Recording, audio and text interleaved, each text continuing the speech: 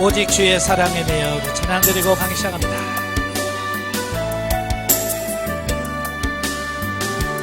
오직 주의 사랑에 매여 내가 기뻐 노래합니다. 이 소망의 언덕 기쁨의 땅에서 주께 사랑드립니다. 오직 주의 임재 안에 갇혀 내 기뻐 찬양합니다.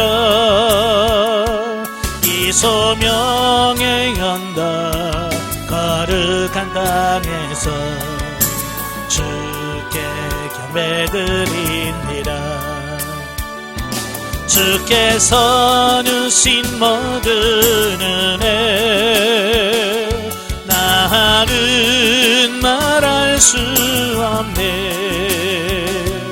내 영혼 즐거이 주 따르렵니다. 주께 내 삶 드립니다. 아멘. 기도하겠습니다. 은혜로우신 아버지 감사합니다. 오늘도 귀한 시간 허락해 주시고 진리 단계를 같이 종합해 볼 수 있도록 은혜 주셔서 감사합니다.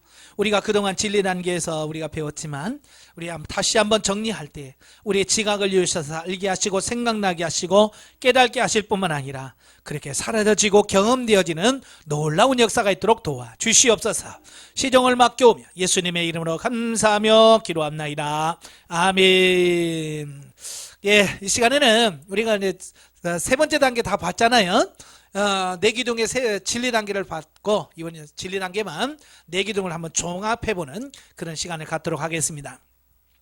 훈련 과정 86페이지를 보시면 성령의 구원 사역에 있어서 진리 단계가 나와요. 86페이지. 우리가 영성을 영성하는데 크게 네 기둥이 있다고 그랬죠. 이건 머릿속에 딱 기록이 저장이 딱 돼 있어요. 네 기둥, 네 단계는 이 머릿속에 딱 이렇게 폼이 딱 잡혀 있어야 되거든요. 자, 첫 번째 기둥은 성령의 구원 사역이라고 그랬어요. 이 성령의 구원 사역은 우리 영혼 안에서 이루어지는 일이에요. 그러니까 우리 영혼이 죽었던 영혼이 예수 그리스도와 성령으로 거듭나 중생하고 그 중생한 영혼이 하나님의 훈련의 과정을 통해서 성장 성숙해 가는 바로 이제 우리 영혼의 변화, 이게 성령의 구원 사역이라고 그래요. 자, 그리고 이제 성령의 은사 사역은 우리 육체는 어렸을 때부터 이 육체가 성령에 길들여 있는 것이 아니라 마귀에게 길들여 있단 말이에요. 그죠? 그래서 이 마귀에 길들여 있어서 이 죄 짓는 건 빠른데 하나님의 뜻에 순종하는 이건 완전 깡통이에요. 알 수가 없어. 그래서 이 육체 가지고는 하나님의 뜻을 이룰 수도 없고요. 변화될 수가 없어요. 그래서 하나님께서는 우리 육체에다가 성령의 은사와 능력을 주시는 거예요. 그래서 하나님 말씀대로 살 수 있도록 우리 육체를 변화시켜서 살게 해주겠다. 이게 하나님의 약속인 거예요. 그냥 할 수 없는 우리가 살아요. 어떻게 살아요? 아니, 살 수 있다면 우리가 살지요. 살 수 없는데 살으라고 하면 이건 참 힘든 일이잖아요. 근데 하나님께서 뭐라고 그래요? 내가 살 수 있게 해줄게. 살 수 있는 능력을 줄게. 하나님께 다 해주시고 하라는데 그래도 못하겠다면 이건 뭐예요? 이거 문제가 심각한 거죠. 그래서 우리 육체에다가 은사와 능력을 덧입혀 주셔서 하나님의 말씀대로 살 수 있도록 해주겠다. 이게 성령 은사 사역이에요. 그 다음에 세 번째가 이 세상에 살다 보면 또 빈손으로 못 살잖아요. 그죠? 물질이 필요해요. 어쨌든 물질이 필요한데 그 물질을 하나님께서 주신 걸 가지고 어떻게 쓸 거냐, 그게 잘 훈련되어야 되거든요. 많은 분들이 이게 물질 훈련이 많이 안 돼 있어요. 그래서 어른이 돼도 이 물질 관계 훈련이 안 돼 있어요. 그래서 하나님의 뜻대로 말씀대로 이 물질을 쓰질 못하고 그저 자기 육신의 생각과 욕망을 따라서 물질을 쓰는 어떤 그런 실수를 많이 하게 되죠. 그 다음에 네 번째가 이제 대인 관계잖아요. 우리가 혼자 살 수는 없잖아요. 우리는 더불어 살아가게 만들어요, 하나님께서. 그래서 서로 이제 같이 살다 보니까 어때요? 서로 다른 사람끼리 살다 보니까 당연히 부딪힐 수밖에 없죠. 그죠? 그 부딪히는 과정을 통해서 하나님께서 나를 깨트리시고 내 자아를 깨트리시고 내 마음을 넓혀서 하나님 말씀 살 수 있도록 변화시켜 가겠다고 하는 게 대인관계 훈련인 거예요. 그래서 어쨌든 우리는 이 내 기둥이 제대로 잘 훈련되어서 잘 되어야 돼요. 이 네 기둥 중에서 어느 한 기둥만 무너져도요, 다 무너져 버리는 거예요. 그죠? 여러분이 내 기둥에서 집을 졌는데 한 기둥이 폭삭 썩어서 주저앉았어요. 그럼 어떻게 돼요? 예, 다른 집도 다 무너진다고요, 이게. 예, 그래서 우리의 삶도 보면 이 네 기둥이 다 중요한 게 그거예요. 하나만 무너져도 다 무너지는 거예요. 그래서 골고루 우리가 관심을 갖고요, 기도하면서 세워가길 바래요. 자, 오늘은 이제 진리 단계인데요. 이미 다 배웠잖아요. 자, 그래도 한번 정리를 한번 해보죠. 자, 86페이지에 보시면 진리 단계, 성령의 구원 사역의 진리 단계는 영혼이 중심이 돼요. 뭐가 중심이 돼요? 그렇죠. 영혼이 중심이 돼요. 내 자아나 육이 중심이 되면 안 돼요.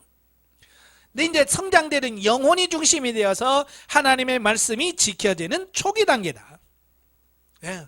그래서 진리 단계 들어가야 조금 살만해요. 그래서 우리 사람도 그러잖아요. 만 18세가 되어야 그래서 사고 가치관이 좀 성장을 해서 분별할 수 있다. 그래서 18세 되면 주민등록 주고 이게 너 이제 투표도 해.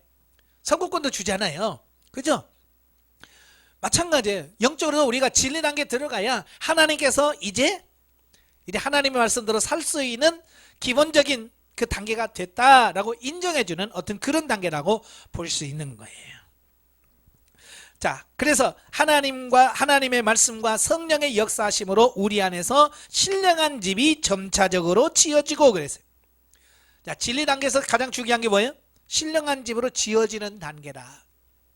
우리가 네 단계라고 그랬잖아요. 제 1단계 기본 본능 단계라고 그래요.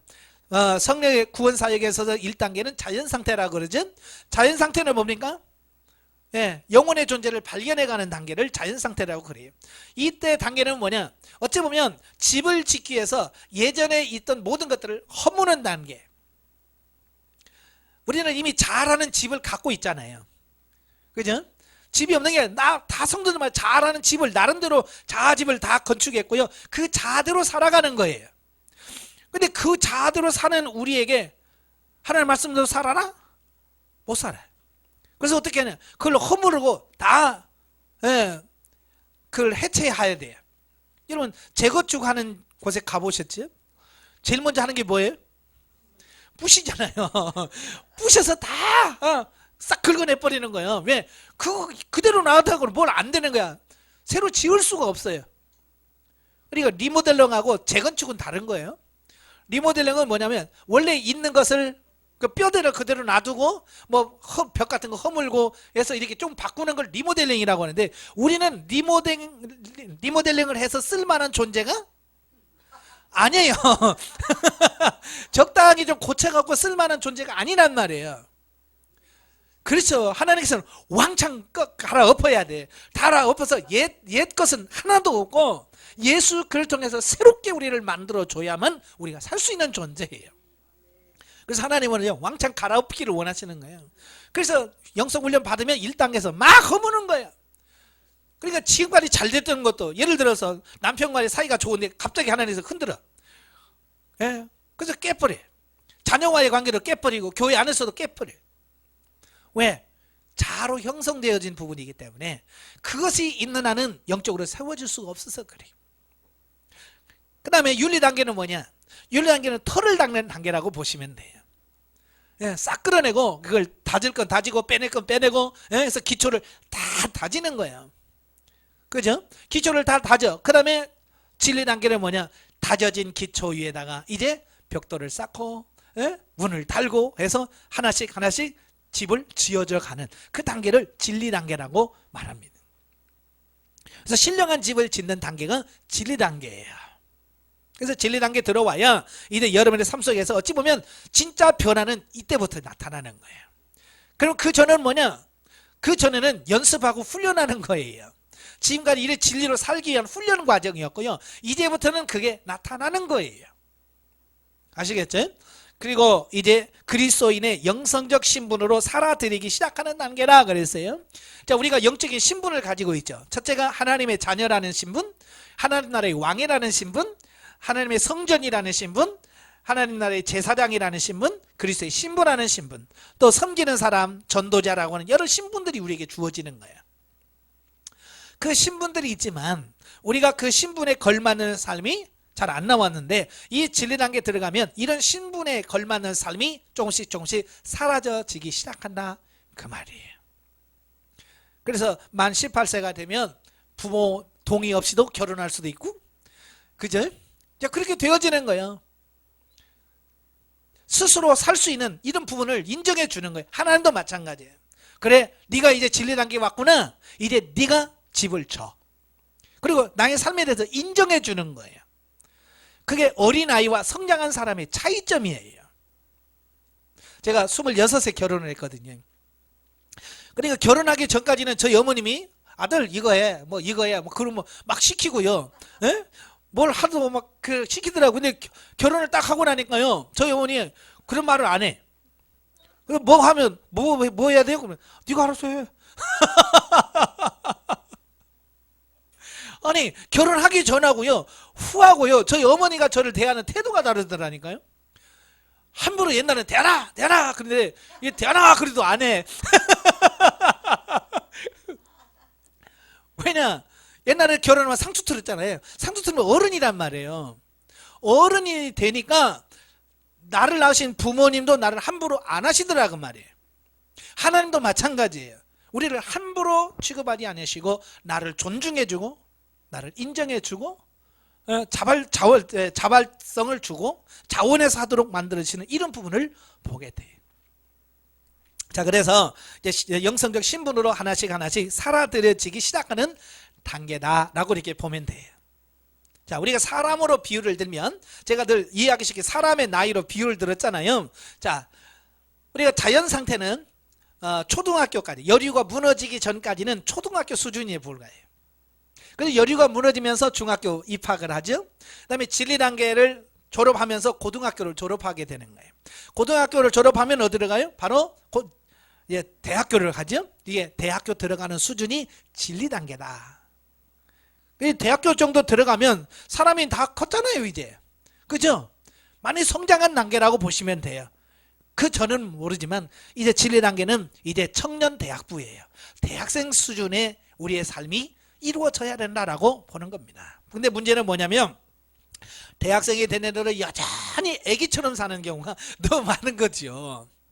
예? 꼭 이걸 해라 그래야 마지못해서 알았어 하고, 이건 아닌 거죠. 이제 대학 정도 되면 누가 뭐라고 안 해도 스스로가 알아서, 아, 내가 지금 공부할 시간이구나. 그래서 부모가 공부해라 말 안 해도 스스로 할 줄 알고, 뭐 돈 벌라고 말 안 해도 자기가 스스로 아르바이트 자리 알아보고 아르바이트 해가면서 자기도 챙겨가면서 하는, 그게 수준이 돼야지. 그죠? 영적으로도 성장할 수 있는 그런 부분이 되셔야 돼요. 예. 자, 그래서 이제 87페이지 보시면 진리 단계에서의 자아 파쇄가 있죠. 예. 이 자아라고 하는 것은 굉장히 중요해요. 예. 근데 이 기독교인, 그러니까 신앙생활하는 사람도 이 자아에 대한 개념을 이해를 못 해요. 그래서 그냥 교회 안에서 생활하면 그냥 신앙생활인 줄 알고 영적인 삶인 줄 안다, 그 말이에요. 그게 자아 파쇄라는 걸 모르는 거예요. 그러니까 자아 파쇄를 이해를 못하고 신앙생활을 하니까 여전히 신앙생활을 하면서 자기중심적인 생활을 하게 되는 거예요. 기도도 자기중심적으로 하고 봉사도 자기중심적으로 하고 뭐든지 자기중심적으로 하는 거예요. 우주 중심이 뭐예요? 자기야. 태양이 왜 떠요? 누구를 위해서 태양이 떠요? 나를 위해서 태양이 뜨는 거야. 모든 게 나를 위해서야. 나를 위해서. 남편이 존재하는 이유 나, 자식이 존재하는 이유 나, 돈이 있는 이유 나. 모든 중심이 나야. 자기중심적인 거예요. 그래서 자기 마음에 잘해주면 좋은 사람이고, 자기한테 조금만 못하면 천하의 왼수고, 이렇게 되어져 버리는 거예요. 이 자아중심이 그런 거예요. 예. 근데 이 자아가 깨져야 된단 말이에요. 자아가 깨져야 돼. 이 자아가 깨지지 않으면 삶의 변화가 없어요. 왜? 자아대로 사니까. 자아가 원하는 대로 살아갈 수밖에 없어요. 왜? 이미 세팅돼 있으니까. 그래서 이걸 깨트려야 돼요. 그러니까 로봇이라고 하는 거 알죠?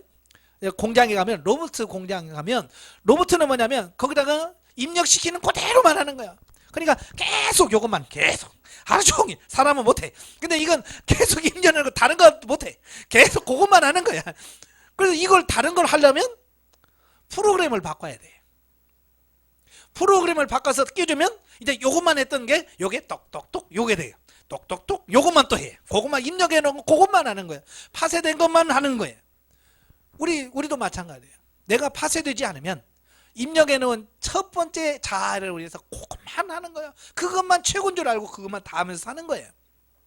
그래서 자아 파쇄가 일어나야 이런 개념들이 바뀌어지면서 이제 하나님이 원하시는 삶으로 구체적으로 사라질 수 있는 부분이 생기는 거예요. 근데 자아가 알아서 자아를 파쇄하면 좋겠지만 어느 사람이 알아서 파쇄하는 사람이 있어요? 없어요? 없어요. 그렇게 자아 파쇄 그래도 알아서 하는 사람이 없어. 그래서 하나님이 강제적으로 파쇄하는 거예요. 그래서 뭐 어쩔 수 없이 뭐 두들겨 패는 길밖에 없지 뭐. 그래 한 대 맞고 두 대 맞으면 아 이게 뭐가 문제가 있구나. 그래서 안 맞으려고 하나님 어떻게 하면 되나요? 이제 묻게 되는 거예요. 왜? 맞으면 힘드니까. 이제 그러면서 하나님께 묻고 대답하는 게 되는 거거든요. 근데 눈치 없는 애들이 있어요. 그죠? 그 부모한테 맞아도요 눈치가 있어야 되는데 그렇잖아요. 근데 눈치 있는 애는 매 딱 들면 뭐예요? 잘못했어요 뭐 이렇게 한다든지 도망가든지 뭐 해야 되는데 눈치 코치도 없는 애는 맞으면서도 그냥 가만히 있는 거야. 계속 맞아. 시커 맞고 왜 때렸어요? 그럼 아직도 그것도 모르냐 또 맞지. 예, 그러니까 우리는 빨리 눈치를 딱 채고 아 하나님께서 이런 걸 바꾸려고 하시는구나. 그러니까 집에 딱 들어가는 남편이 예를 들어서 남편이 인상을 쓰고 있어. 그러면 눈치 없이 또 가가지고 또 헬레레 하다가 또 한 소리 듣지 말고 하나님 또 남편이 또 왜 그럴까요? 예? 어떻게 내가 뭘 하기를 원하실까요? 이렇게 빨리빨리 눈치를 채면서 하나님께 물어가면서 어떻게 하면 좋을까요? 그래서 빨리 하나님 와서 문제를 풀어가면 이게 심하지 않단 말이에요. 근데 눈치 코치도 없이 왜 인상 쓰고 있어요? 딱 그러면 그래서 열받고 있는데 예? 인상 쓰고 있다는 거 열받았다는 얘기 아니에요. 그죠? 근데 거기다 놓고 왜 인상 써요? 한마디 하면 그렇지 않아도 열받았는데 뚜껑 열리지. 예? 그 터지가지고 또 하나님 또 천부여 의지 없어서 왜 또 나만 고난 받냐고 또 왜 나만 받는 고난이냐고 또 뭐 이러면서 또 울고 앉아있고 에이 눈치가 없어서 그래 눈치가. 그래서 빨리 우리가 눈치를 채시고 하나님 뭘 원하실까 빨리빨리 이해해서 움직여지는 그런 삶이 돼야 돼요. 그 다음에 중요한 게 뭐예요? 겉사람과 속사람의 인격 분리, 영혼의 인식이 정확하게 돼야 됩니다. 예, 그러다 보면 점차적으로 하나님의 말씀도 내가 사라지게 되고 내가 하나님의 말씀에 듣고 순종하다 보니까 어때요? 신령한 집이 하나하나 지어져 가는 거예요. 우리가 집을 지을 때 그냥 뭐 벽돌을 확 던지면 착착착착 알아서 지가 막 집이 지어집니까? 이건 영화나 되는 거지 만화나 되는 거지 안 그렇거든요. 예? 저도 목수 뒤에서 보조 역할을 많이 하거든요. 예? 그러면 어때요? 벽돌을 하면 딱 갖다 주면 줄 맞춰서 하나하나 싸서 올라가는 거예요. 예, 순서에 따라서 착착착착 첫 칸 싸고 둘째 칸 싸고 셋째 칸 싸고 이게 싸면서 이게 집이 지어져 가는 거거든요. 하나하나 우리가 순종할 때 그게 뭐냐? 하나 벽돌이 되어지는 거예요. 여러분 오늘 벽돌 몇 장 쌓으셨어요? 예? 아침부터 오늘 하루 종일 벽돌 몇 장이나 쌓으셨어요? 얼마만큼 하나님 말씀에 묻고 순종하셨어요? 예. 순종한 부분이었다면 오늘은 공친 거예요. 하나도 공사해서 벽돌 한 장 쌓은 게 없는 거예요. 아침에 하나님 오늘 어떻게 살기를 원하십니까? 오늘 어떻게 하기를 원하세요? 라고 주님 앞에 묻고 주님의 말씀으로 순종하면 그 순종이 어떤 것은 벽돌 한 장이 되어질 거고 어떤 건 큰 것은 어때요? 문짝 하나가 딱 돼서 문짝 세워지고 창문이 되어지고 이렇게 하나하나 인테리어가 되어져서 결국은 그게 하나하나 한 장 쌓여서 그게 뭐예요? 집이 되어지는 것처럼 우리가 하나님 말씀으로 사라져지는 그런 삶이 되어지는 거예요. 예. 근데 사람들은 욕심만 많아가지고요. 예? 하나님 이런 거 말고요. 큰 거. 큰 거 줘도 감당도 못하면서. 그죠? 넘어지려면서 큰 것만 자꾸 찾지 하시는데요. 작은 것부터 순종하시라 그 말이에요. 아시겠죠? 예. 자, 그러면서 이제 조금씩 우리가 세워져 가는데요. 이제 주의해야 될 게 뭐냐면 91쪽에 7번 보면 육신의 욕망을 취할 때 영적 분별력이 흐려진다라는 거예요. 그러니까 내가 정신 차려서 막 하다가 어느 순간에 이게 내가 육신의 욕망을 취하면, 그리고 육신의 삶을 이렇게 취하고 뭘 하려고 하면 이게 흐려져 버려요. 그래서 분별력이 없어져 버리는 거예요. 그러니까 다윗이 언제 범죄했는지를 아셔야 돼요. 다윗이 언제 범죄했어요? 막 훈련받을 때 범죄했어요? 그렇죠. 다윗이요, 막 훈련받을 때는요, 막 지금 막 살기 바쁘니까 아버지 어떻게 살아요? 어디 가야 돼요? 막 물으면서 도망 다니라고 바쁘니라고 죄질 생각 없어요. 근데 어느 정도 돼가지고요, 평안하거든요. 이제 전쟁터에 안 나가도 돼. 네가 나가라. 그래서 요압 장군에게 보내놓고 지는요, 궁궐에서 낮잠 늘어지게 자요. 예. 그리고 옥상에 나서 바람 좀 쐬볼까 하다가, 아니 얘 옆집에 여자가 목욕하는 거 왜 보냐고. 뭐 몰카도 아니고. 아니 봤으면 아이고 하고 빨리 피해야지. 왜 또 오라고 그래? 이제 그렇게 되어지는 거야 이게. 이게 육신의 욕망이 딱 들어가게 되면 그 다음부터는 분별력이 흐려져 버려요. 그러잖아요. 견물생심이라는 게 있어요. 보고 나면 이 마음이 바뀌어지는 거예요. 그러니까 우리가 죄 짓는 거 보지 않는 거 중요한 거예요. 아시겠죠? 예. 그러니까 예를 들어서 이런 거예요. 나는 술에 약해. 술에 약한데 술집에 앉아갖고 주님, 나는 술을 이기게 주시옵소서. 뭐 이렇게, 물론 그렇게 할 수도 있지만, 아니 그렇게 기도 안 해도 되는 방법이 있잖아요. 그죠? 안 가면 되잖아요. 왜 굳이 술집에 가가지고 아버지 술 안 먹게 해주시옵소서, 승리하게 해서 뭐라고 그럴 필요 뭐 있어요? 안 가면 되는 거지. 그렇잖아요. 그러니까 지혜롭게 행동할 수 있는 부분이 돼야 돼요. 거기에 가면 분별력이 흐려져요. 그래서 우리가 항상 분별력을 가질 수 있도록 기도하셔야 됩니다. 네. 그 다음에 넘겨서 92페이지 보시면 영성훈련은 방법론이 아니라 본질적인 변화다. 자꾸 사람들은 뭐냐면 어떻게 바뀌어요? 어떻게 돼요? 자꾸 방법론을 자꾸 물어요. 물론 방법을 아는 것도 중요하죠. 그러나 영성훈련은 어떤 방법론을 이야기하는 게 아니에요. 본질적인 변화를 얘기하는 거예요. 아시겠죠? 예, 지금도 마찬가지로 많은 분들이 그래요. 목사님 3년 너무 길어요. 뭐 짧게 하는 방법 없을까요? 아니 이 훈련 과정이요, 저는 하루에 다 마칠 수 있어요. 못 맞춰서 하는 게 아니에요. 성경 오전 2시간이면 성경 창세기 요한계시록까지 다 끝낼 수 있다니까요. 이 변화된 삶 이거 금방 끝낼 수 있어요. 문제는 뭐냐? 끝내면 뭐해? 변화가 나타나진 않는데. 그렇잖아요. 본질적으로 이 영에서 지각이 일어나서 본질적으로 여기서 변화가 나타나야 되는데 그 한두 시간 들어가고 되냐고요. 3년에도 안 되는데. 여러분 너무 믿지 마세요. 여러분 이거 보통 아니에요. 얼마나 꼴통인지 몰라. 이거 몇 번 듣고 몇 번 기도하고 음성 몇 번 들었다고 되는 게 아니에요. 들어도 안 돼요. 예. 그래서 오랜 훈련과 이런 과정을 통해서 이 육신이 바뀌어지는 거예요. 본질적인 변화가 우리 영혼 안에서부터 이루어져야 되거든요. 그래서 인내하시면서 꾸준히 하셔야 돼요. 그래서 수료할 때 보면 눈치 없는 사람은 아이고 다 끝났다 그래요. 근데 영의 눈리에서 조금 볼 수 있는 사람은 목사님 이래도 수료해도 돼요. 왜? 그때서 뭐가 보이냐? 이제 눈 뜨니까 자기가 보이는 거예요. 사라지지 않는 자기를 보는 거예요. 안 되는 자기를 보는 거예요. 그게 제대로 된 거예요. 그때 제가 그러죠. 재수하세요. 그래요. 다른 데는 재수가 없다고 하는데 우리는 재수가 있어요. 저는 재수하라고 그래요. 재수 있으라고 그래요. 다시 듣는 거예요. 처음부터. 다시 들으면 지금은 왜 내가 못 깨닫냐면 지금 나도 지금 간당 내 수준 막 하냐고 간당 하니까 그 내가 지금 경험하고 체험한 것 외에는 못 봐. 못 들어. 무슨 말인지 아시죠?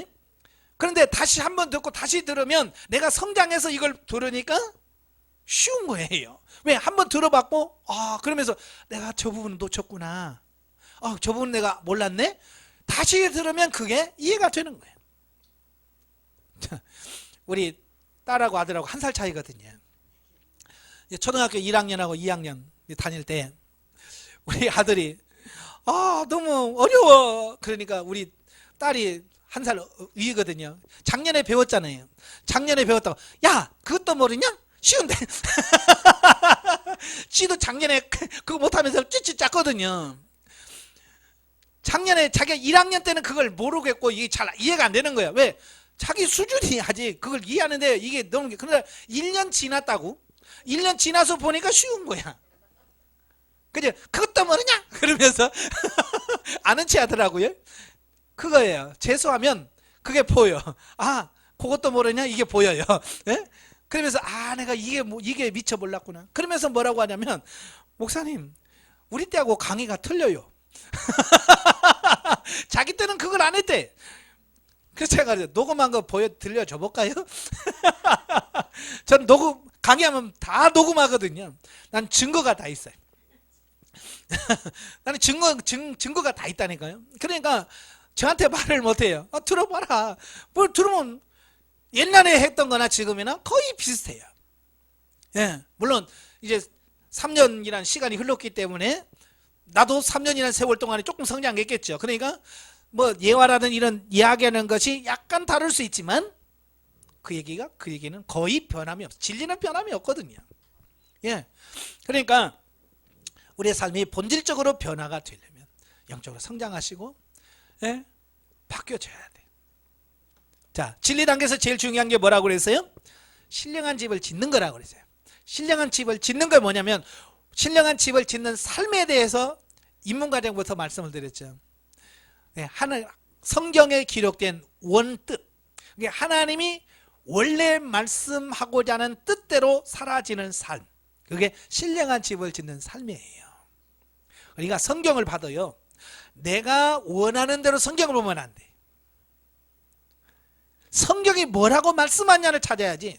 자꾸 내가 지금 뭘 찾지? 그러니까 자꾸 성경을 내게 맞는 걸 자꾸 취하려고 하잖아요. 아픈 사람은 맨날 성경에서 뭐 찾아요? 병 고치는 것만 오는 거야. 나 사랑 예수를 주여 믿습니다. 이건 내 말씀입니다. 맨날 그러고 있는 거야. 근데 안 나. 가난한 사람 맨날 뭐라고 했어요? 나가도 복을 받고 들어가도 복을 받고 맨날 그러고만 그런다고 복 받는 거 아니잖아요. 근데 뭐냐면 성경이 원래 말씀하려고 하는 뜻을 찾는 것이 아니라 자꾸 성경을 네 개다 맞추는데 그건 아니란 말이에요. 신령한 진리를 짓는 삶이 그거예요. 내가 원하는 대로 성경을 인용하는 게 아니라 성경이 그렇게 말씀하셨으니까 내가 그렇게 사는 거예요. 그러니까 예를 들어서 이런 거예요.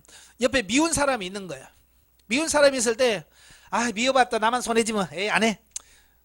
이건 나중심이에요. 이건 나중심이에요. 세상 사람도 그래요. 똥이 무서워서 피하나? 더러워서 피하지? 이제 그러면서 안 싸운다고요. 그건 진리가 아닌 거예요. 아시겠죠?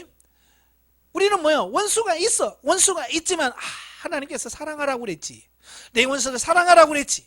미워하는 마음이 막 이 산에 가득 차서 뚜껑 열리기 직전이라도 그래 원수를 사랑하라고 그랬지. 주님 원수를 사랑할 수 있게 해주세요 하면서 그걸 하나님의 사랑하려고 하면서 사랑하려고 해서 이게 진리가 되어지는 거예요. 아시겠지? 그때 신령한 집이 지어져 가는 거예요. 성경에서 말씀하는 원뜻이 그거기 때문에. 그래서 그걸 잘 보여준 성경이 학개서예요. 보통 학개서는 꼭 교회 건축할 때 보면 학개서를 꼭 들어야. 그죠? 어느 교회든 오늘부터 너에게 복을 주리라. 성전을 지으면 나가도 복을 받고 이런 말씀 막 하면서 성교회를 지어야 된다라고 말합니다. 물론 눈에 보이는 성전일 수 있지만 학개서에서 말씀하려고 하는 것은 뭐냐면 신령한 집을 짓는 걸 말해요. 우리 자신이 영적으로 새로워지길 원하시는 그 말씀을 하고 있는 거예요. 만약에 육신적인 눈에 보이는 성전을 지으라고 했다고 한다면 하나님께서 그렇게 볼품없게 지라고 하겠어요? 옛날 솔로몬 성전보다 더 좋게, 더 크고 웅장하게 지으라고 그랬지. 근데 그 학개서에서 성전 지으면서 울잖아요. 나이 많은 분들이 막 울어. 왜 울어요? 그 사람들은 옛날 70년 전 성전이 무너졌을 때를 봤거든요. 안에 금칠한 걸 봤거든요. 밖에 막 어마어마하게 돌로 막 좋은 돌과 금, 은 막 이런 걸로 해놓은 걸 봤거든요. 근데 지금 뭐요?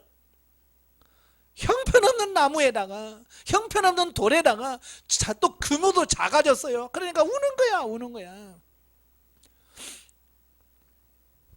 그때 하나님이 만약에 외모를 봤더라면 야 나도 슬프다 야 그럴 거 아니야. 예? 근데 뭐라 그래? 울지 마라. 이전 영광이, 이 영광이 이전의 영광보다 크다. 솔로몬 성전보다도 지금 이 볼품없는 이 성전이 더 영광이 있다. 왜? 이건 신령한 성전을 예표하는 전이기 때문에 그런 거예요. 아시겠죠? 그래서 여러분들이 그런 부분을 통해서 신령한 집을 지어야 되는데 94페이지 보시면 신령한 집을 짓는 방법에 대해서 말씀해 주고 있어요. 자, 어떻게 지어야 되느냐? 구약의 성전은 뭐예요? 돌과 나무로 짓지만 신약에서의 성전은 재료가 뭐라고 그랬어요? 말씀이 재료가 돼요. 성경 말씀이 재료가 돼요. 그 다음에 은사는 도구가 돼요. 은사는 도구가 돼요. 그래서 은사가 안 되면 성전 짓기가 어려워요. 예를 들어서 이런 거야. 하나님 이걸 어떻게 할까요? 라고 해서 하나님의 음성을 들으면 금방 순종이 되죠. 이게 신령한 집이 금방 돼. 그런데 어떻게 할까요? 대답이 없어. 말을 못 들어. 말을 못 들으니까 내가 어떻게 해야 될 줄을 모르죠. 그러니까 이 은사가 안 돼서 하나님과 교통이 안 되면 이건 신령한 집을 지을 수가 없는 거예요. 그래서 빨리빨리 기도하면서 은사, 방언, 통역, 예언 이런 걸 통해서 빨리빨리 어때요? 하나님의 뜻을 음성을 듣는 훈련이 되어야 진리 단계에 들어가서 신령한 집을 짓게 되어지는 것을 보게 되는 거예요. 그래서 기도 많이 하십시오. 아시겠죠? 기도 많이 하셔야 신령한 집으로 건축할 수 있고요. 예? 세워질 수가 있습니다. 왜 하나님께서 신령한 집을 지으라고 하는가? 예. 구약의 성전이 지어지면 하나님이 그 안에 임재하시잖아요. 출애굽기 40장에 보면 모세가 성막을 다 완성을 하고 하나님께 낙성식을 하죠.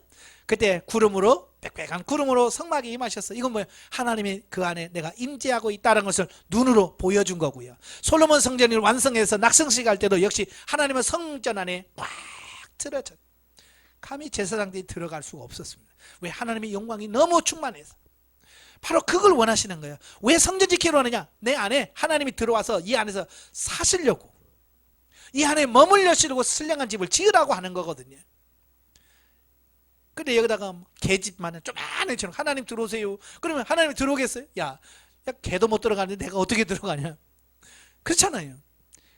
넓고 좋고 견고하게 지어야 하나님께서 내 안에 거하셔서 내 안에 머물러 계시면서 나와 교제하고 교통할 수 있는 부분이 되어지는 거야. 나중에 이제 생명 단계에 가서 말씀을 드리겠지만, 이래 신령한 집이 완성이 되고 생명 단계에 들어가면 하나님과 이 교제를 나누는 방법 자체가 틀려요. 진리 단계 때만 해도 주로 이제 은사적으로 하나님과 교통을 해요. 근데 생명 단계에 들어가면 영과 영으로 하나님과 교제를 합니다. 왜? 하나님이 멀리 계신 것이 아니라 내 안에 머물러 계시기 때문에 그런 거예요.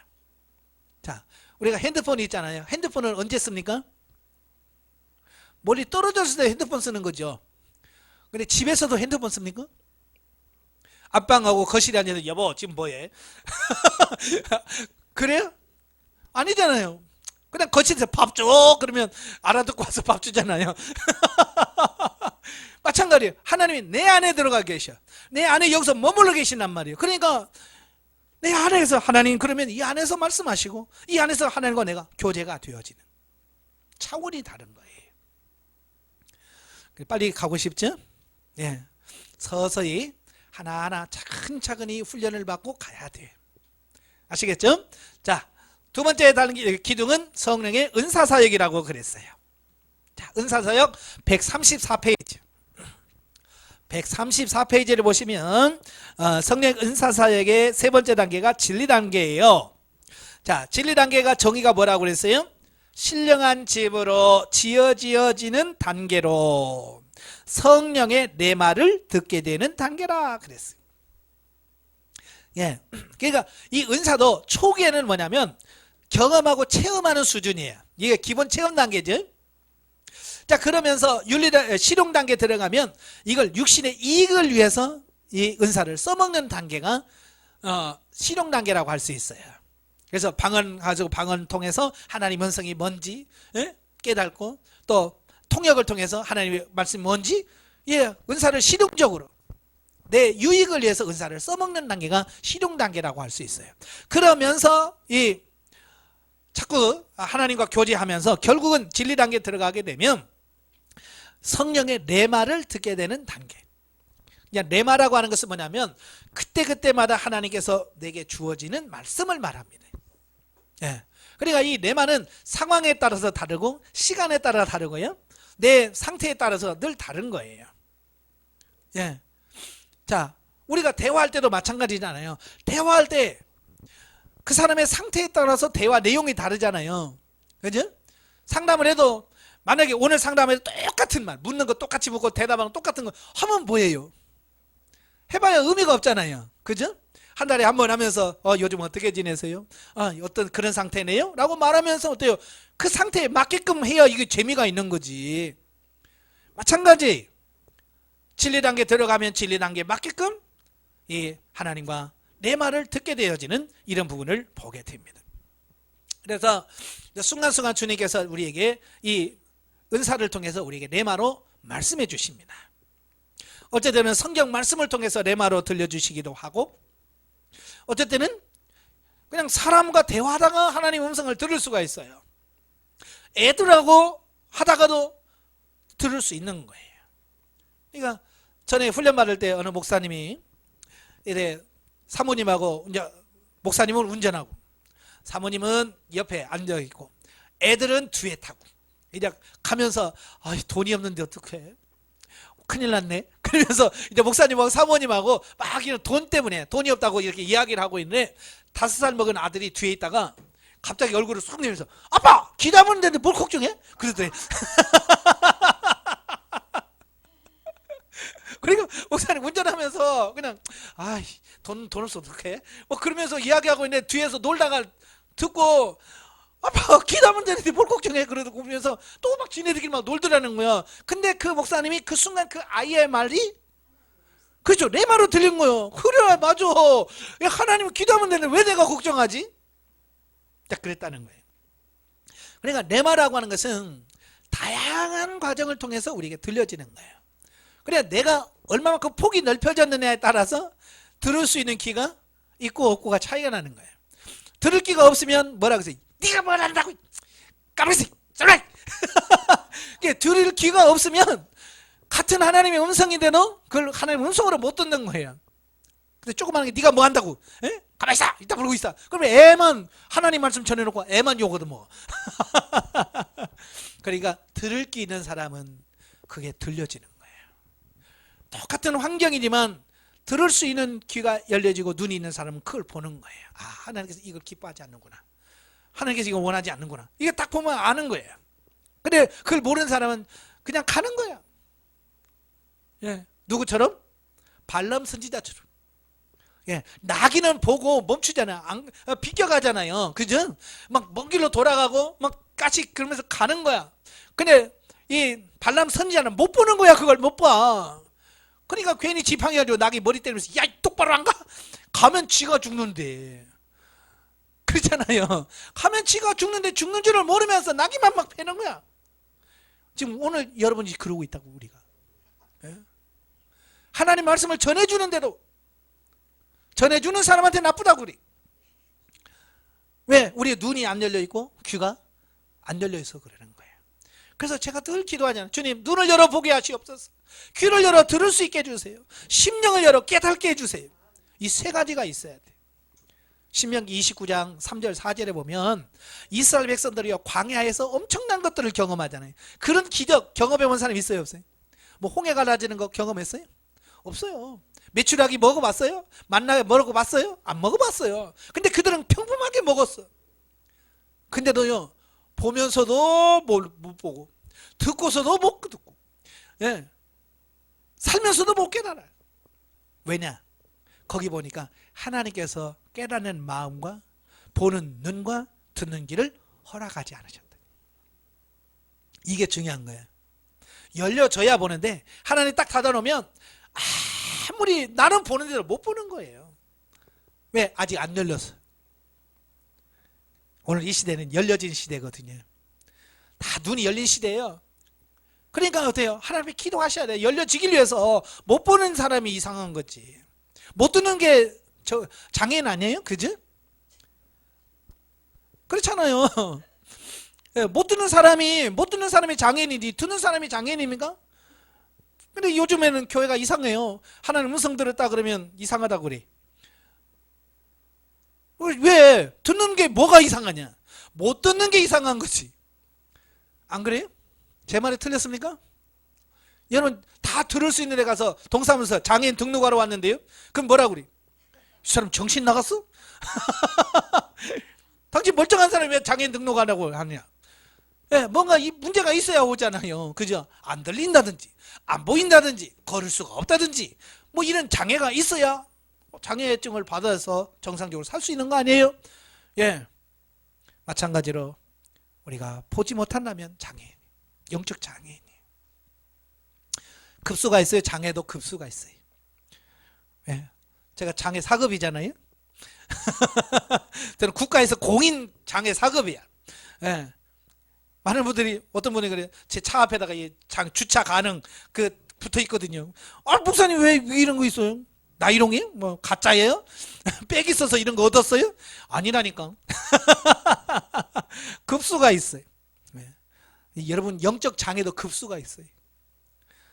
중 장애인은 아예 영적인 것을 전혀 모르는 사람들이 이제 가물가물하신 분들은 지금 6급 정도 되나? 그러니까 빨리 기도하셔서 장애 등급을 낮춰달라고. 예. 예. 안 보이던 걸 볼 수 있도록, 못 듣는 걸 들을 수 있도록, 깨닫지 못하는 걸 깨달을 수 있도록 기도하셔야 돼요. 아시겠죠? 예. 자, 135페이지 오시면 밑에 1번 삶 속에서 성령의 지도와 인도를 받아 순종할 때 신령한 집이 지어진대. 예. 언제 신령한 집으로 지어진다고요? 순종할 때. 예. 성령의 지도 인도를 받아서 순종할 때 되는 거예요. 많은 사람들이요 공부만 열심히 해. 그리고 안 살아. 그러니까 안 되는 거예요. 내가 그렇게 살아줘야 되는데 안 사는 거예요. 절대로 안 됩니다. 그러니까 어떤 분이 뭐 크리스찬의 모습을 보여줬을 때 머리는 이만한데 몸뚱이는 이만고 다리 왜냐 그러니 뭐 공부하고 뭐 아는 건 많은데 삶 속에서 실천하는 게 없다는 거야. 이게 사람입니까 이게?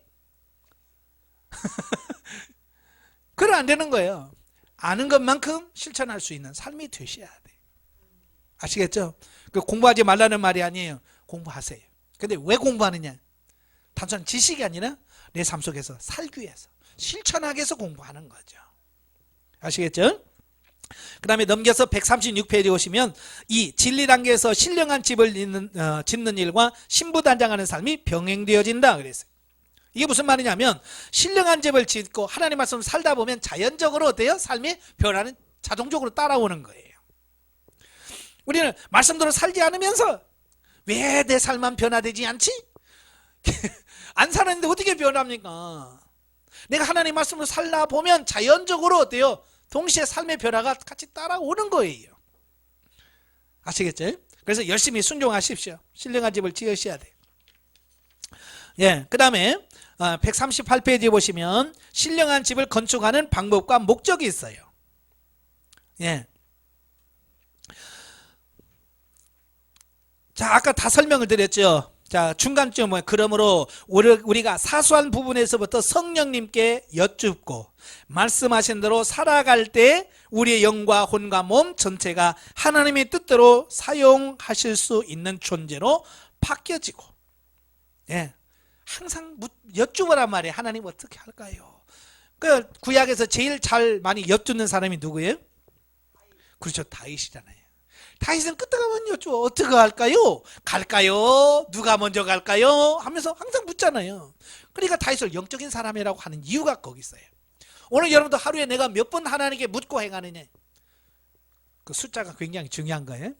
예, 많이 물으십시오. 많이 묻고 하나님 말씀을 순종해 가시길 바랍니다. 예. 그 다음에 4번 보면 성령님의 지도 인도를 받지 않는 삶은 곧 하나님의 일을 방해하는 꼴이 된다 그랬어요. 네, 그러니까 하나님께 묻고 해야 되는데 하나님께 묻고 하지 않으면 하나님의 일을 방해하는 꼴이 되는 거예요. 하나님께서 이렇게 하기를 원하셨는데 묻지 않고 갖다 놓으면 내가 하나님의 뜻을 거스리는 거 돼버리는 거예요.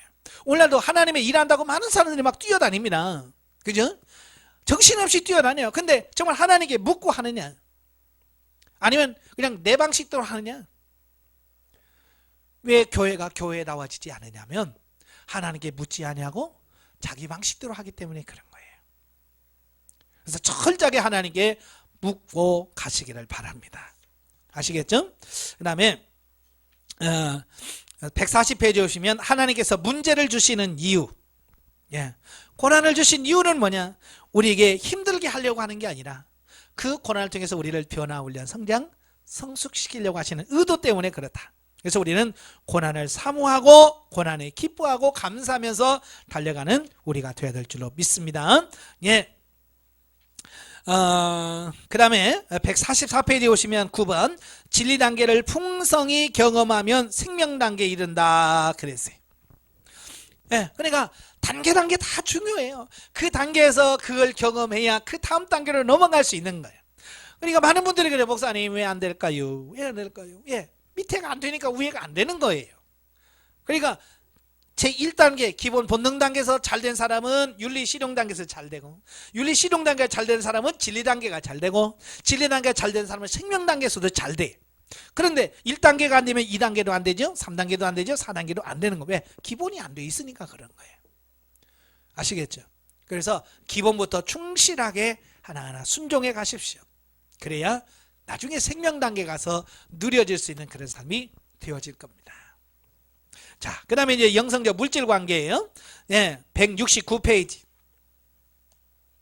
169페이지에 보시면 이제 진리 단계가 나오지는데요. 자, 거기 정의를 한번 보시면 성도의 물질관이 진리 단계로 들어서면 물질에 대한 가치관이 하나님이 주신 일용할 양식과 심을 씨앗으로 구분되어지면서 소유의 개념이 내 것에서 하나님의 것으로 확신되어지고 진리로 심어 의의 열매를 맺기 시작한다 그랬어요. 자, 어때요? 이래 여러분이 돈이 있잖아요. 물질이 있잖아요. 이제 하나님의 것하고 내 것하고 심을 것과 먹을 양식이 구분되어집니까? 아직 안 돼요? 늘 기도하셔야 돼요. 하나님 이거 먹을 거예요? 심을 거예요? 라고 자꾸 기도하시다 보면 어느 순간에 하나님께서 분별할 수 있는 영이 생기는 거예요. 예, 이건 훈련으로 되어지는 거지 그냥 되는 거 아니에요. 저는 지금 뭐하고 피를 구분 못합니다. 예, 시골에 어렸을 때 모내기 많이 해보잖아요. 모내기 하다 보면 가끔 모내기 하다가 어른들이 그러잖아요. 에이, 이놈 피네. 그러면서 모종이라고 그러죠. 거기서 이렇게 빼서 띄어서 버리잖아요. 근데 나는 똑같아. 아무리 보여도 요건 피고 요건 뭐야 라고 해도 봐도 모르겠어. 뭐 빨간 줄이 있고 뭐 두껍다고 하는데 내가 봤을 땐 그게 그거야. 왜? 분별력이 없기 때문에 그게 그건 거예요. 그러나 그 어른들은 뭐야? 수년 동안 그걸 경험하고 체험하다 보니까 그냥 탁 보면 알고 심지어는 만져만 봐도 얘는 피네. 왜? 그분은 이미 많은 과정을 거치면서 감각으로 이미 안 사람이거든요. 저와 여러분도 마찬가지예요. 자꾸 하다 보면 어느 순간에 보면 감이 와요. 감이 오면 그냥 말 안 해도 자동적으로 구분이 되어지는 거예요. 제가 강의 시간에 설명드렸죠. 이 미국에는 위조 달러들이 많아요. 예, 달러는 전 세계로 쓰는 돈이잖아요. 그래서 위조 지폐 중에서 가장 많이 나오는 게 달러예요. 그러니까 은행마다 미국 은행마다 골치 아픈 게 뭐냐면 이걸 어떻게 찾아내느냐, 이 가짜를 어떻게 찾아내느냐, 이게 고민이거든요. 그래서 뭐 기계도 개발해서 가짜 골라내는 기계도 하지만 기술이 또 너무 발달되다 보니까 이 기계들도 통과하는 게 많아요. 그러니까 이 기계도 이거 못 잡아내. 그러면 가짜가 많으면 그만큼 손해 보잖아요. 예. 그러니까 은행 직원들을 훈련시키는 거예요. 가짜 찾아내는 훈련을 시키네. 어떻게 훈련시키느냐? 처음에 한 달은 그냥 진폐, 진짜 그 달러만 주면서 세라고 한대. 그러니까 맨날 하나, 둘, 셋, 넷, 다섯, 100장 세서 놓고 또 100장 세서 놓고 하루 종일 하는 게 그거래. 100장 세서 놓고 100장 세서 또 탁 모아놓고 또 100장 세서 놓고 한 달 내 하다 보면요, 이 손에 이게 뭐가 잡히냐면 이 진짜 달러의 그 감각 있잖아요.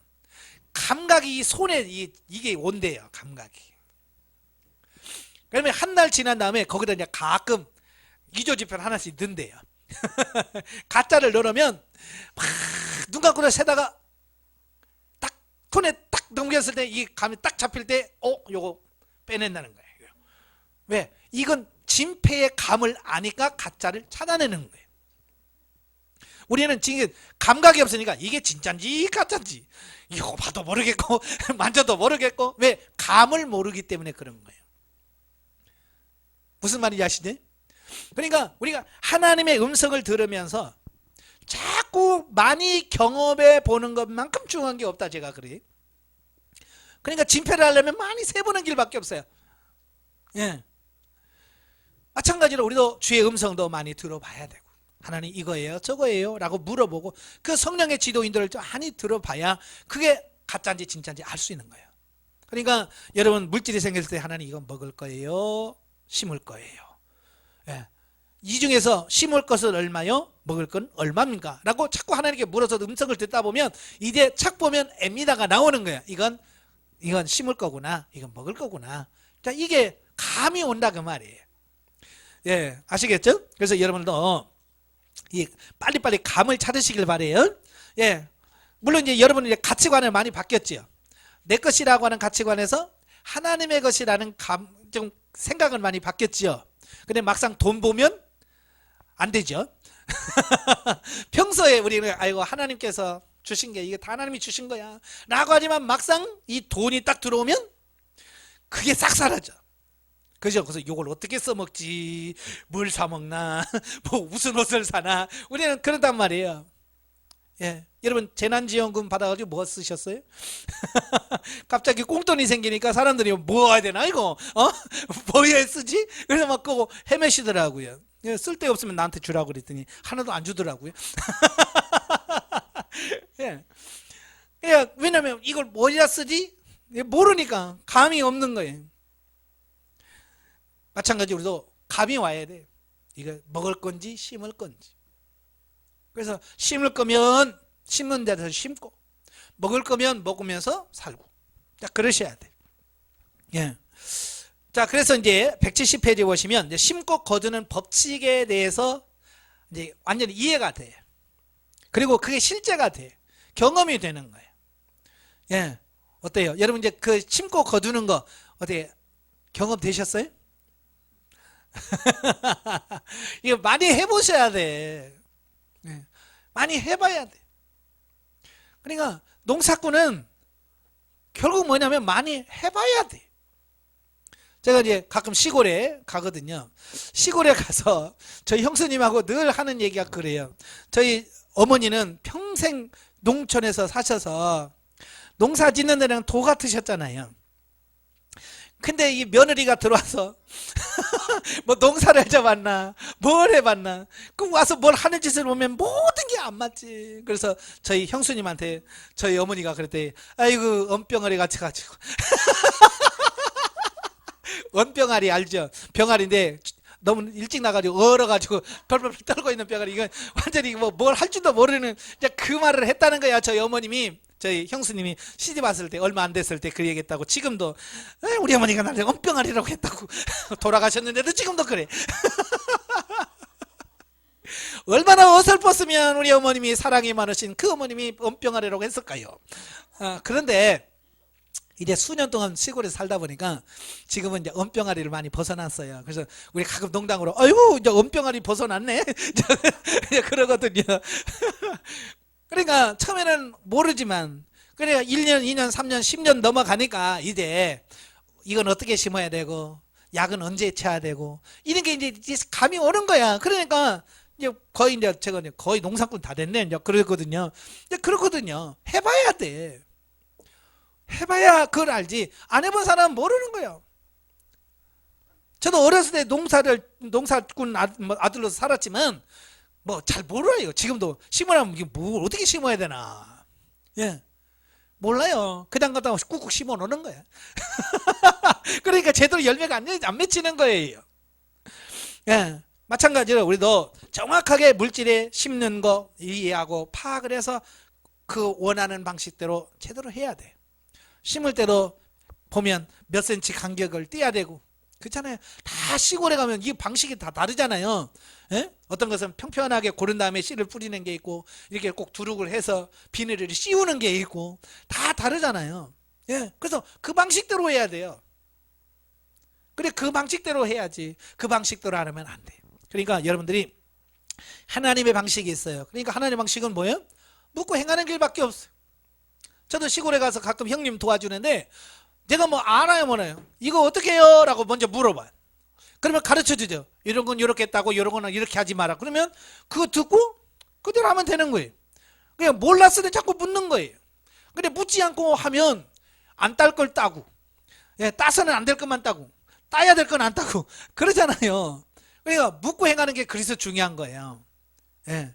하나님 어떻게 할까요? 기본이에요. 심고 거두는 법을 아셔야 돼요. 근데 농부가 하나 심었다고 하나 거두는 거 아니잖아요. 나는 하나 심어서 하나 거두려면 농사 져야 안 져요? 그걸 왜 줘 그걸? 아니 콩 하나 심었는데 1년 후에 콩 하나 볼록 나왔어요. 그럼 뭐하러 심어? 나 같으면 안 심어. 그런데 이거 하나님은요 30배, 60배, 100배, 1000배를 주셔. 제가 전에 설명드렸죠. 옥수수 한 알. 옥수수 한 알 뭐 그 하나 먹어봐야 이거 간에 기별도 안 가죠.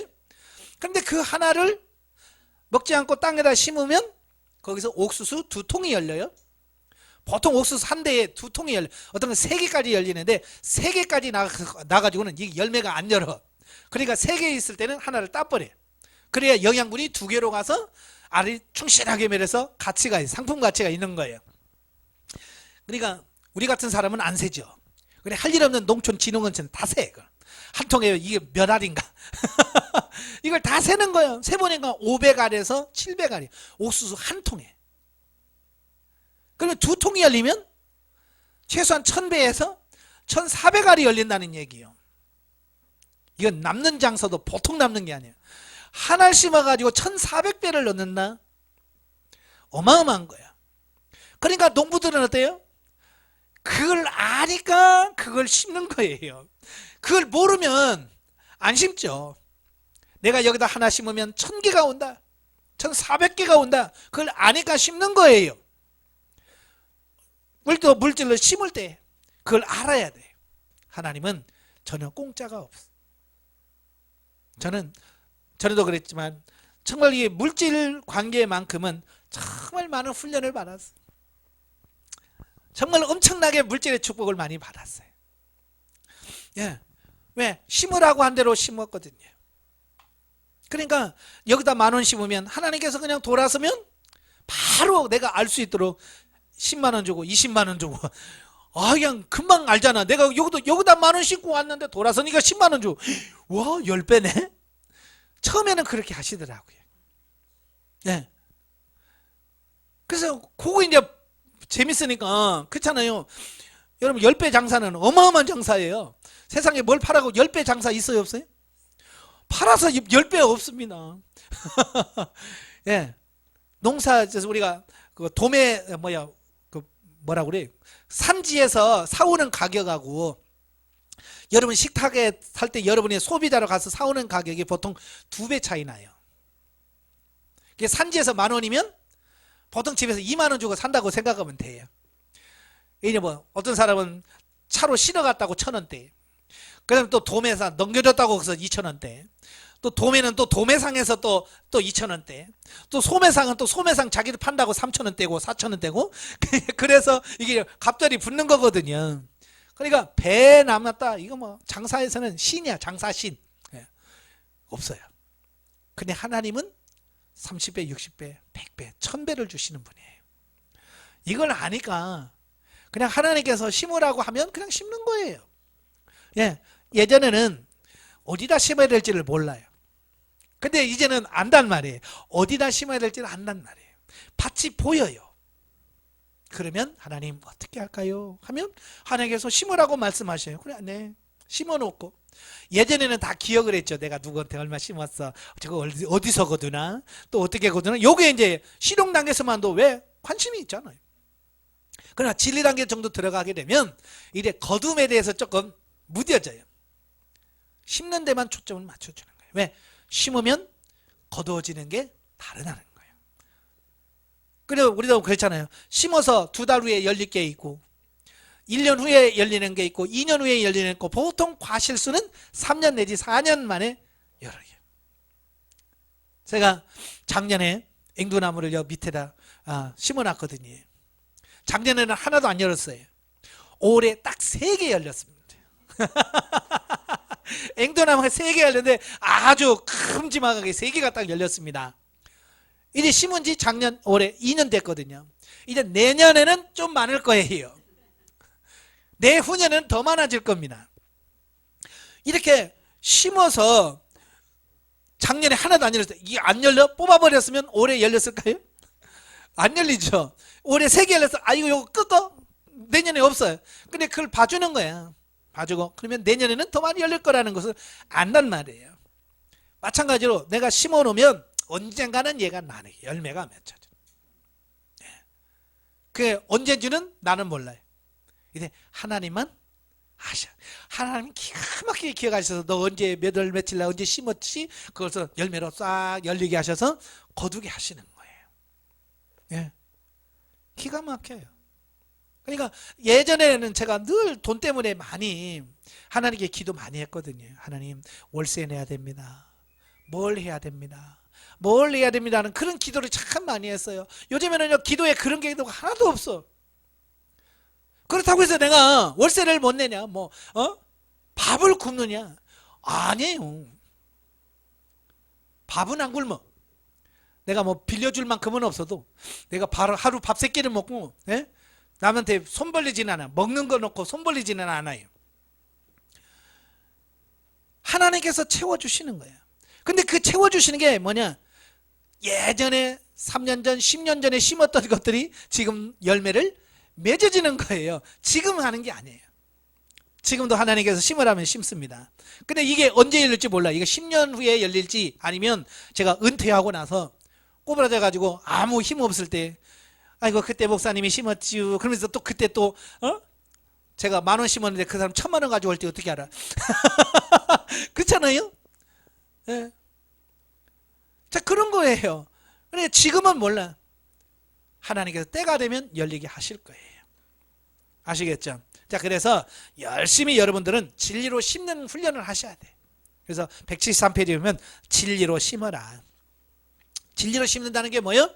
내 감정대로 심지 않고 하나님의 말씀대로 심는 걸 말합니다. 대부분의 많은 사람들은 기왕 심는 거 우리 식구한테 심어야지. 그렇잖아요. 남의 식구한테 질러니 아깝고 심기 심어야 되겠는데 그래서 뭐 아들 주고 아들 일로 와 용돈 주고 딸 용돈 뭐 이렇게 주면 이게 진리로 심는 건 아니거든요. 심는 건 심는 건데 이게 진리로 심는 게 아니라 이거 열매가 없는 거야. 이거 하나님이 심으라는 곳에 심어야 이게 진리인 거예요. 예, 그죠? 예, 방법이 다 달라요. 여러분 모내기 할 때는 논에다 심어서 물이 들어가야지 뭐를 아유 그냥 산에다가 막 심어놓으면 얘가 나요? 빼싹 말아 죽어버리지. 안 나요. 왜? 방법이 틀렸잖아요. 심는 방법이 틀렸잖아요. 심으라는 방법대로 심어야 돼. 모내기는 논에다가 물 갈고 모내기 하고 모짜리 해서 하고 물 넣어놓고 그냥 심어야 돼. 그래야 뭐가 제대로 돼서 벼가 자라는 거예요. 예. 마찬가지로 진리로 심는다는 건 굉장히 중요한 거예요. 하나님께 묻고 주님께서 말씀하신 대로 해야 되고. 자, 그 다음에 175페이지 4번 보면 반복적으로 훈련해라. 한 번 한다고 되는 게 아니란 말이에요. 한 번 했으니까 다 되겠지? 아니에요. 이게 내 생활에 습관이 들어서 삶이 되도록 열심히 심고 반복해서 또 하고 또 하고 또 하는 것이 매우 중요하다. 자, 마지막 99페이지입니다. 199페이지 보시면 이제 대인관계에 있어서 진리단계가 나와요. 199페이지 3진리단계 정의를 보시면 영혼이 주체가 되어 대인관계를 맺게 되는 시점으로서 상대방을 통해 하나님께서 말씀하고 있다는 것을 인식하는 단계이라 그랬어요. 예, 진리단계는 이제 영혼이 주체가 되는 거야. 예, 그래서 대인관계도 맺게 되고 하나님과 관계 모든 걸 다 하는데요. 이 대인관계에서도 영혼이 주체가 되어 대인관계를 맺게 되는데 가장 특징인 게 뭐예요? 상대방을 통해 하나님께서 말씀하고 있다는 것을 인식한다. 그러니까 이 진리단계 왔다는 것은 이제 상대방, 사람을 통해서 하나님의 음성이 들리는 줄 알아야 돼. 제가 전에 강의하면서 얘기했죠. 남편의 말이 아직도 잔소리로 들린다면 진리단계는 아니다. 아내의 말이 아직도 잔소리로 들린다면 진리단계는 아니다. 이래 남편의 말이 하나님의 음성으로 들려야 되고 아내의 음성이 하나님의 음성으로 들려야 되고 강단에서 설교하는 목사님의 말씀이 하나님의 음성으로 들려야 돼. 예, 심지어 어린아이가 말을 들어도 그게 하나님의 음성으로 내가 탁탁 들려졌을 때 아, 내가 진리단계에 왔구나. 그 이해가 돼야지. 아시겠죠? 예, 그래서 이제 여러분이 귀를 자꾸 열어주셔야 됩니다. 예, 들으려고 하셔야 돼. 그래야 하나님께서 여러분들이 자꾸 대인관계에서 열어주시죠. 그래서 훈련하려고 하니까 어때요? 누가 필요하다고요? 훈련하려고 하니까 뭐가 필요하다고 그랬어요? 예, 파트너가 필요하다고 그랬잖아요. 나 혼자 훈련, 물론 운동할 때 나 혼자 운동하는 것도 좋지만 상대가 있을 때 정확하게 더 잘 될 수밖에 없어요. 예, 그래서 뭐 축구 선수나 모든 스포츠 선수들을 보면 항상 평가전을 해요. 축구도 보면 그러잖아요. 국가 무슨 올림픽이라든지 아니면 월드컵 경기를 하기 전에 그 본 경기를 뛰기 전에 평가전이라고 해서 지금 내가 지금 싸우려고 하는 그 나라와 비슷한 전력, 기술, 방법 이런 걸 하는 다른 나라 팀을 선정을 해서 그 팀하고 먼저 싸워보는 거예요. 경기를 해보는 거예요. 경기를 해보면서 우리가 뭐가 부족한지 우리의 장점은 뭔지 이걸 빨리빨리 파악을 하고 장점을 살리고 부족한 부분을 막 채우는 거죠. 그래서 진짜는 여기서 이제 딱 싸우는 거죠. 예, 그래서 이 파트너가 좋은 파트너를 잘 해야 진짜 싸울 때 잘 싸울 수 있는 거예요. 예, 그래서 여러분들이 지금 남편이 어때요? 원수입니까? 원수 아니죠. 근데 싸울 때 되면 꼭 원수같이 대들어요. 그죠? 자식하고 부모 원수지가 아닙니까? 아니죠. 근데 파트너가 붙여지면 완전히 막 왼수같이 막 다시는 안 볼 것처럼 막 덤벼들고 싸웁니다. 왜? 그래야 내가 진짜로 원수를 만났어도 그렇게 할 수 있기 때문에 그런 거예요. 그러니까 제가 군대 가서 늘 들었던 게 뭐냐, 훈련을 실전같이 해라. 훈련이라고 그냥 대충대충 하면 나중에 실전이 했을 때 못한다는 거예요. 그러니까 훈련할 때 땀 한 방울이 전쟁 시에 실전에서 피 한 방울이다. 그런 말을 많이 들었거든요. 그러니까 열심히 해봐야 돼요. 열심히 하면서 그걸 실제적으로 내 것으로 만들어내야 실제적인 원수. 여러분, 실제 원수는 누구예요? 그렇죠. 성경에서 예수님이 그랬어요. 너희 원수 마귀라고 그랬어요. 마귀는 너희 원수다. 그런데 마귀하고 싸워야 돼, 우리 원수는. 그런데 우리는 그 원수하고 싸우려고 하니까 어때요? 그래서 실전을 경험해야 되잖아요. 그죠? 이 실전을 경험해야 이 원수하고 싸울 수 있잖아요. 그래서 마귀가 아닌 파트너, 남편이면 남편, 아내는 아내. 근데 꼭 싸울 때 보면 꼭 마귀 같은 짓을 한단 말이에요. 그죠? 싸울 때 되면 꼭 마귀 짓 해야 안 해요? 똑같죠?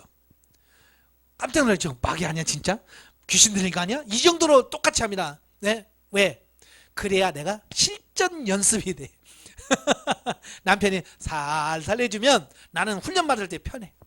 그런데 막상 마귀를 만나서 싸우려면 내가 살살 했기 때문에 세게 나오는 마귀한테는 항복 나부대 하고 손들어 버린단 말이에요. 근데 실전같이 해줘야, 진짜 실전같이 해서 그걸 승리해 놔야 이길 수 있는 이 부분을 보게 되는 거거든요. 네, 그래서 남편이 세면 감사하셔야 돼요. 내 파트너가 세면 감사하셔야 돼. 남편이 너무 착해도 내가 훈련이 안 돼. 근데 편하긴 편한데 나중에 마귀한테 가서 실전에서 진다니까요. 가끔 보면 그래요. 국가 대항전 하면서 예를 들어서 이런 거지. 월드컵 나간다. 그러면 맨날 약한 나라하고 순위 약한 나라하고 맨날 싸워서 이겨. 3대 0으로 이겨, 4대 0으로, 야 좋다. 실전에 가서 5대 0으로 져. 그럼 뭐예요? 그죠? 의미가 없는 거예요. 그래서 지금도 한국 축구하면 히든크 감독 알아주잖아요. 왜 그분을 알아주냐면 우리는 그 전까지는 맨날 약한 나라하고만 싸웠어요. 그러니까 약한 나라하고만 싸우다 보니까 약한 나라하고 할 때는 잘해. 근데 강팀, 유럽이나 강팀 나오면 맨날 깨져. 한 번도 16강을 통과한 적도 없고, 이런 통과한 적이 없어요. 왜? 약한 나라하고 맨날 싸웠기 때문에. 근데 히슨크가 감독이 되면서 프랑스, 세계 1위, 2위, 막 이런 나라하고 막 붙이는 거야. 그러니까 5대 0으로 졌어요. 그래서 히든크 감독 별명이 5대 0이야. 5대 0으로 졌다고 해서 5대 0이라는 별명이 붙어 있어요. 그때 히든크가 뭐라고 그래요? 강팀하고 해봐야지. 예, 강팀하고 해봐야 실력이 늘지. 약팀하고 해야 소용없다는 거예요. 그러면서 계속 강팀하고 붙이는 거예요. 2002년도에 4강 갔잖아요. 예, 그러니까 약한 팀만 하면 훈련은 편하죠. 그러나 실전에 가서는 안 돼요. 그래서 하나님께서 강적을 붙여주시는 거예요. 그리고 강적이 있다고 하는 것은 그만큼 내가 세다는 얘기예요. 늘 그러잖아요. 계란 깰 때 망치 들고 오는 사람 있어요, 없어요? 우리가 간식으로 삶은 계란 먹는데 삶은 계란 먹을 때 망치 갖고 와요? 아니잖아. 재밌게 머리다 툭 쳐갖고 깨서 먹잖아요. 얘 약하니까 망치가 필요 없는 거야. 근데 호두 깰 때는 머리 박아도 돼요? 혼나죠. 안 돼. 호두 깰 때는 망치가 필요한 거예요. 그러니까 내가 호두처럼 강하면 망치같이 강한 사람이 필요한 거고, 내가 계란처럼 약하면 그냥 물른 사람 만나게 되는 거예요. 그러니까 여러분 파트너 보면서 나를 보시면 돼. 센 사람 만나면 내가 그렇게 강하구나. 아시겠죠? 왜 이렇게 독하냐고 그러지 말고, 아, 내가 진짜 강하구나. 내가 얼마나 강하길래 저렇게 강한 사람 붙여줬을까? 그냥 나를 볼 수 있어야 돼. 아시겠죠? 예? 가끔 와서 상담 받으면서 그래. 아이고, 너무 힘들어요. 너무 강해요. 야, 집사람은 더 강해. 강하니까 그런 사람 붙여줬지. 예? 처음에는 그걸 인정을 못해. 자기는 아니라는 거예요. 근데 생명나게 들어와서 목사님 말이 맞아요. 내가 그렇게 강한 줄 몰랐어요. 내가 진짜 강하다고 그랬잖아요. 예. 그래서 봐야 돼. 경험해 봐야 돼. 내가 얼마나 강한지. 그러니까 파트너를 보면 내가 강한 걸 알게 돼요. 아시겠죠? 그래서 하나님께서 끊임없이 파트너를 붙여주시고 단계 맞게끔 파트너를 바꿔주시면서 하시는 거예요. 그래서 윤리단계 파트너가 다르고, 진리단계가 파트너가 다르고, 생명단계는 파트너가 다르고.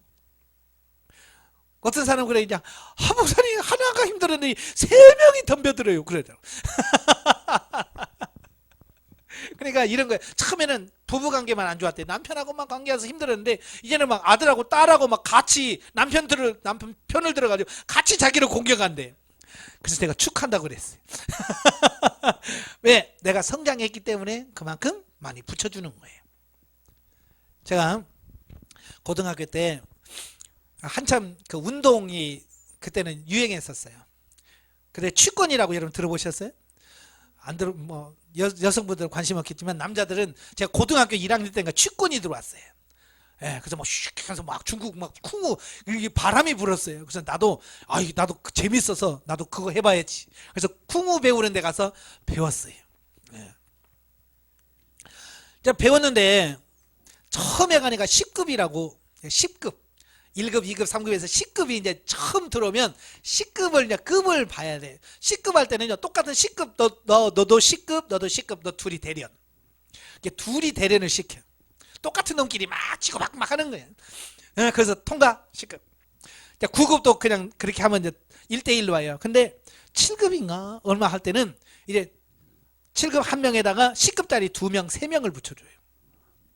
이제 실력이 늘었으니까 또 2명하고 해라. 그래. 그 얘기는 뭐냐면 내가 파트너가 2명, 3명이 됐다라고 하는 것은 그만큼 내 실력이 크다는 얘기예요. 그러니까 파트너가 하나였다가 둘로 늘었다. 그건 뭐예요? 그렇죠. 내가 그만큼 성장했다는 얘기고 이게 2명 감당할 수 있는 수준이 됐다는 얘기거든요. 3명, 내가 이제 3명까지 커버할 수 있는 내 역량이 됐다는 얘기거든요. 그걸 감사하셔야 돼요. 아시겠죠? 떼거지로 몰려온다. 뭐예요? 와, 내 실력이 그만큼 늘었구나. 이제 떼거리로 와도 내가 가서 싸울 수 있는 능력이 됐다고 하는 걸 보셨기 때문에 하시는구나. 그렇게 하는 거거든요. 그러니까 어떤 외적으로 나타나는 어떤 것만을 보지 마시고 하나님의 의도를 좀 보시고요. 자, 그래서 성경적 인물로 다윗을 들었잖아요.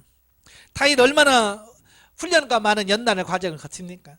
붙여주는 사람도 맨날 그런 사람들을 붙여주고 처음에는 그래요. 근데 그들과 막 부딪히면서 변화 훈련되고 다윗이 새로워지니까 다윗을 따랐던 사람들도 같이 변화돼서 정말 제사장 나라로서 정말 이스라엘 역사상 가장 완벽하고 가장 완전하고 가장 승리하고 가장 성공한 시대를 열은 그게 되어지는 거예요. 그게 하나님이 원하시는 바예요. 여러분도 그와 같이 되기를 원하신다 그 말이에요. 아시겠죠? 그래서 최선을 다해서 이 훈련 잘 받으시고요.